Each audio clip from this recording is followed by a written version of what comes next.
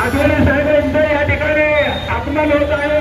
याचा टाळ्यांच्या गजरामध्ये पुंडलिकीचा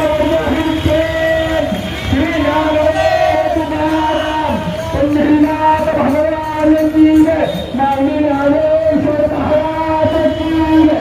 कुठल्या मंत्री साहेबांचं रामदासजी आठवले साहेब यांचं आगमन झालेलं आहे आणि काकाजींचं आगमन झालेलं आहे.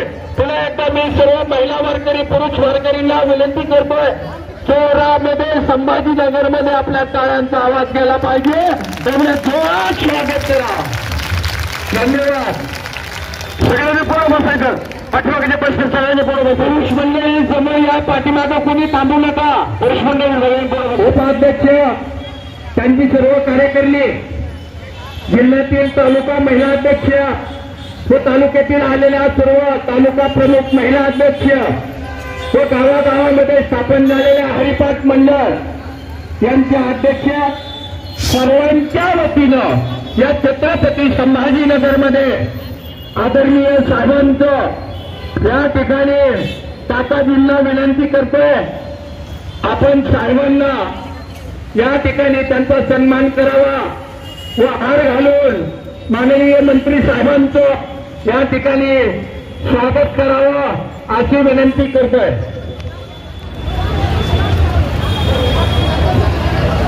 काकाजी सर्व वारकऱ्यांना विनंती आहे, अगदी जोरामध्ये टाळ्यांच्या कडकडामध्ये साहेबांचं या ठिकाणी स्वागत झालं पाहिजे. धन्यवाद. पुण्यलिका हृदय हरिपाल श्री ज्ञानदेव तुकाराम पंढरीनाथ भगवान की जय, माऊली ज्ञानेश्वर महाराज की जय, जगद्गुरु तुकाराम महाराज की जय, संत एकनाथ महाराज की जय. त्यांना विनंती करतोय, काकाजींचं या ठिकाणी चाल पेपळून आपल्या सर्वांच्या वतीनं त्यांनी सन्मान करावा.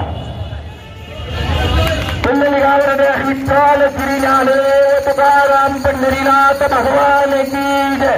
सगळे वारकरी बंधू आणि भगिनींनो, मराठवाड्यातल्या शेतकऱ्यांवर अतिवृष्टीमुळे शोषण झालेलं आहे.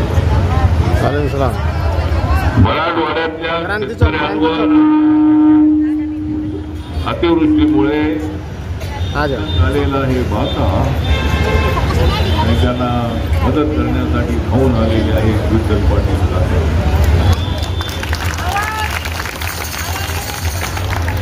आज फुलून गेलेला आहे छत्रपती संभाजीनगर. वारकऱ्यांनी फुलून गेलेला आहे छत्रपती संभाजीनगरचा नाका आणि आम्ही शेतकऱ्यांच्या गावागावातला मजबूत करणारा नाका. आज इथे वारकरी साहित्य परिषदेच्या वतीने संत ज्ञानोबा तुकोबा आधार दिंडी मराठवाड्यामध्ये जे नुकसान झालेलं आहे, अतिवृष्टीमुळे अनेक वेळेला शेतकरी पाऊस आला पाहिजे पावसाची वाट बघत असतो. पेरणी करण्यासाठी पावसाची आवश्यकता असते, तो पाऊस येत नाही. त्यामुळे अनेक वेळेला पेरणी उशिरा होते. या वेळेला पेरलेलं जे पीक आहे हे पीक उद्ध्वस्त करण्यासाठी एवढा पाऊस आला. मराठवाड्यातल्या अनेक जिल्ह्यामध्ये मी जाऊन आलो आणि मध्यंतरी मी धाराशिव, बीड, जालना, छत्रपती संभाजीनगर या जिल्ह्यांचा दौरा मी केला आणि शेतकऱ्यांची पिकं उद्ध्वस्त झालेली पाहिल्यानंतर मन एकदम आलेला जो घात आहे तो घात या पावसाने उद्ध्वस्त केलेला आहे. अनेक ठिकाणी नद्यांना पूर आला. त्या पुरामधून काही लोक वाहून गेले, जनावरं वाहून गेली, अनेक लोकांच्या पिकाचं नुकसान झालं, अनेक लोकांच्या घरामध्ये पाणी शिरलं आणि प्रचंड अशा पद्धतीचा जो धक्का हा या पावसाने दिलेला आहे. आज या क्रांती चौकामध्ये माननीय विठ्ठल पाटील यांच्या सूचनेप्रमाणे आपण या ठिकाणी आलेले आहात आणि या ठिकाणी आपण शपथ घेणार आहात. नुकसान जरी झालेलं असलं तरी देवेंद्र फडणवीस यांच्या सरकारने 31,000 कोटीपेक्षा जास्त पैसे शेतकऱ्यांसाठी दिलेले आहेत. एवढ्याने शेतकऱ्यांचं काय पूर्णपणे त्यांना न्याय मिळेल असं नाही. राज्य सरकारने तरी सुद्धा एकतरी काही रक्कम जाहीर केलेली आहे. भारत सरकारकडे मागणी केलेली आहे. भारत सरकारकडून काय रक्कम मिळणार आहे. ती रक्कम मिळाल्यानंतर पुन्हा शेतकऱ्यांना त्याच्यातून मदत मिळणार आहे. अनेक मोठमोठ्या कंपन्या आहेत, अनेक लोक आहेत, त्या लोकांच्या मदतीच्या माध्यमातून सुद्धा अजूनही शेतकऱ्यांना मदत मिळणार आहे. त्यामुळं आपण हवालदिल होता.